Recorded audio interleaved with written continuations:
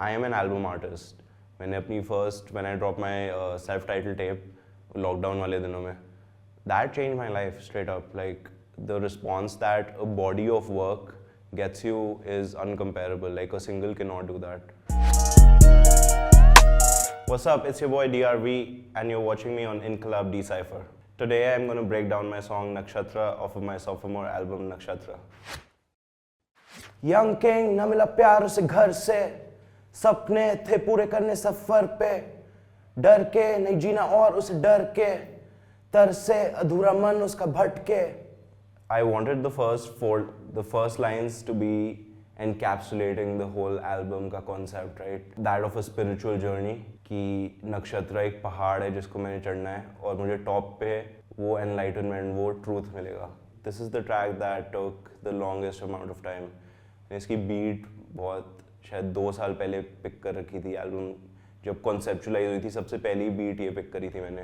फिर I did all the other songs, but this one I wanted to conceptualise the album in like hard hitting way, कि ये आए and people get what the album is about.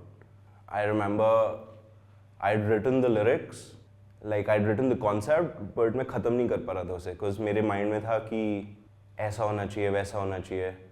तो मेरा दोस्त है boy blank, मैंने उसे फ़ोन किया, मैंने कहा ख़त्म करवा यार ये. So we did a writing session on FaceTime for the album for this track, और the beat was picked already. So उस पर when I put it on there and I the distorted elements, the grit of it, वो उसने बहुत वजन add किया था. जय शिव शंकर, कभी ना मिटे ये हंगर, 800 करोड़ लोग आपके दर्शक हूं मैं मंच पर, दृष्टिकोण बदल कर जब जिंदगी देखी नाप तोल के, खुश नसीब अपनी आदतों से वनवास लिया जाके बादलों में. तो मैं बहुत बड़ा शिव जी का भक्त हूँ और उन्होंने मुझे इंस्पायर किया ये एल्बम बनाने के लिए. The album in my head is like a spiritual journey and I look at it as a mountain, and वो चढ़ाई जो है, the top of the mountain is the album. My seeking of that enlightenment inspired me a lot. कि मैं उनसे बात कर रहा हूँ, मैं शिव जी से बात कर रहा हूँ, क्योंकि उन्हें पूरी दुनिया सुनती है, वर्ल्ड पॉपुलेशन 800 करोड़, और मुझे उन्होंने प्लेटफॉर्म दिया अपनी कहानी सुनाने के लिए. The story was that Dhruv, right, Dhruv Tara का जो लेजेंड है इंडियन मिथोलॉजी में, एक यंग किंग था, like a prince, right. And his mother sent him on a journey to find God, and वो निकले थे विष्णु जी को ढूंढने. पर मेरी एल्बम का कॉन्सेप्ट था कि विष्णु जी की जगह उन्हें शिव जी मिल गए. That's where जो सारी जर्नी के एलिमेंट्स हैं, मतलब वो सिर्फ अच्छी चीज़ें नहीं है, काफ़ी बुरी चीज़ें भी हैं उसमें, पर वही वो मैं रास्ते की बात कर रहा हूँ. हरि ओम, मुसाफिर घूमे खाली गलियों में, सदियों से थे जो गुमराह, नापते नक्शे जो थे नदियों से. अपहिल मुलाकात हुई सच से, सच्चे सुनो सत्संग मेरा सर्दियों में. नक्षत्र. हरि ओम अगेन अबाउट कि वो सर्च थी विष्णु जी को ढूंढने में, बट मिल शिव जी गए. मुसाफिर घूमे खाली गलियों में, वो सर्च में भटक रहा हूँ, मैं इधर उधर देख रहा हूँ, जो मैं ढूंढना चाहता हूँ मुझे मिल नहीं रहा. सदियों से थे जो गुमराह. This again is a reference, it's like a tribute to our ancestors. वो चीज़ें जो उन्होंने हमारे लिए रास्ते बनाए हैं, हम उन पे ही चल रहे हैं. सत्संग मेरे दादाजी लेके जाते थे हमें सत्संग पे. he was spiritual, he was religious, और मेरे दादाजी and my dad and I used to go to the Radha स्वामी सत्संग.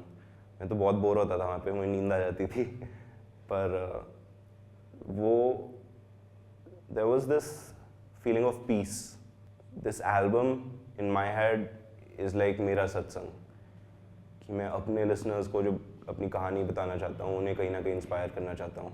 सुनो सत्संग मेरा सर्दियों में, because it's a winter drop. हो गया मैं मुक्त अब, प्राप्त किया मैंने मोक्ष, कहानी मेरी लिखी मैंने जो, प्राप्त किया मैंने मोक्ष.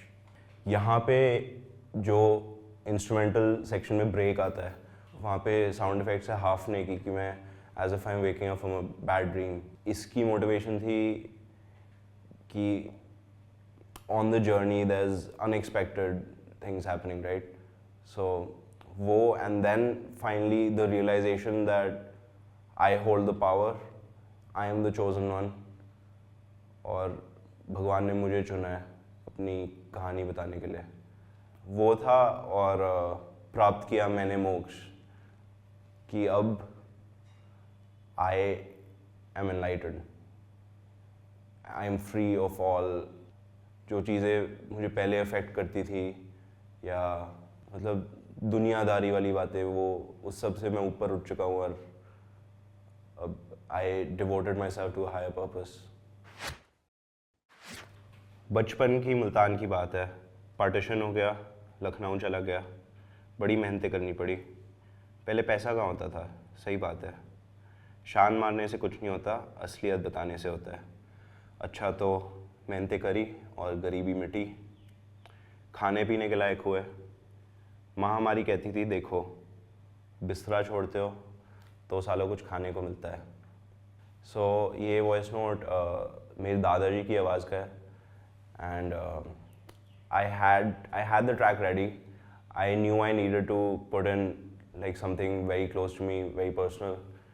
And मैं अपने voice notes में scroll कर रहा था, तो तब मैं realize किया कि मेरे पास ये 6 साल पुरानी voice recording में दादाजी की, जब वो अपने deathbed पे थे actually. And I heard it and I instantly knew कि I have to put it on there. Importing it into the DAW and chopping it up was actually quite emotional for me. But when I put it, the weight that it added, the impact that it created was amazing. So it was kind of like a tribute to my ancestors and where I come from. Album, I had this idea कि मैंने एक story बतानी है of not myself directly, literally, but someone like me who's gone on a journey to find himself. And there's elements of spirituality, religion, and there's a lot of debauchery on the album. Like there's uncomfortable things that we don't necessarily like talking about, but I had to put it all out there because it's like climbing a mountain, right? तुम्हें बहुत uncomfortable लगेगा, तुम्हें pain होगा, तुम थक जाओगे. But then when you get to the top, that feeling is something else. Like albums in general, काफ़ी आधी इंडस्ट्री मुझे बोलती थी कि अभी भी बोलती है कि एल्बम्स ऐसे मत एक साथ मत डालो सारे गाने from a marketing point of view या जो भी है. So I learn that early on about myself कि I am an album artist. Living through that experience taught me a lot. So super early on, my dad used to play a lot of Sufi Qawwali music, like Nusrat Fateh Ali Khan Saab, and like those kind of legends. So that was super early on, growing up, formative years. But as I grew up, middle school mein, I got exposed to rock music, and I was part of a rock metal band in school. So that influenced me a lot. Hip hop was super late in my life. I think college, first year of college, I discovered Life of Pablo.